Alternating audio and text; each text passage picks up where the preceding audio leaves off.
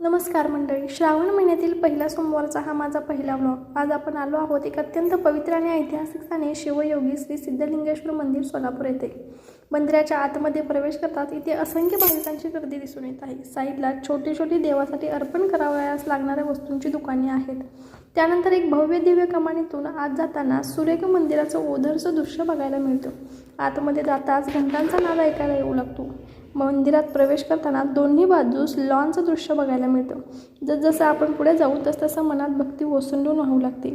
अगदी थोड्याच अंतरावर मंदिर असताना आपण एखाद्या मंदिरात गेलो की कुंडात पाय धुवून मग देवाचं दर्शन घेतो, त्याचप्रमाणे इथेही एक अशी पाईपलाईन केली आहे की कोणताही भक्त न विसरता तलावातल्या पवित्र पाण्याने पाय नक्की धुवेल। ही गोष्ट मला खूप आवडली। हे फक्त मंदिर नाही, इथं प्रत्येक पावलाला एक आध्यात्मिक ऊर्जा आहे, एक अनुभूती आहे। शिवयोगी श्री सिद्धलिंगेश्वर महाराज हे वीरशैव संप्रदायाचे महान संत। त्यांनी समाज प्रबोधन, भक्ती आणि शांती यांचं जीवन जगलं। जगात हजारो मंदिरं पाहिलीत, पण इथली शांती काहीतरी वेगळीच आहे। इथं आल्यावर काळ थांबतो आणि फक्त शिवयोग अनुभवास मिळतो। इथं दररोज सकाळ संध्याकाळ आरती होते। गुरुपौर्णिमा आणि महाशिवरात्रीला इथं हजारो भक्त येतात।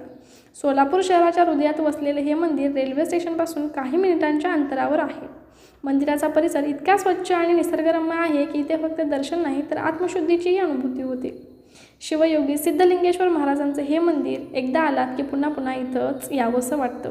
मंडळी, हा होता माझा अनुभव शिवयोगी सिद्धलिंगेश्वर महाराज मंदिरातील। तुम्ही इथे एकदा तरी नक्की या मनशांती अनुभवायला। व्हिडिओ आवडला असेल तर लाईक करा, शेअर करा आणि चॅनल सबस्क्राईब करायला विसरू नका। पुढच्या प्रवासात भेटूया। तोवर जय शिवयोगी महाराज।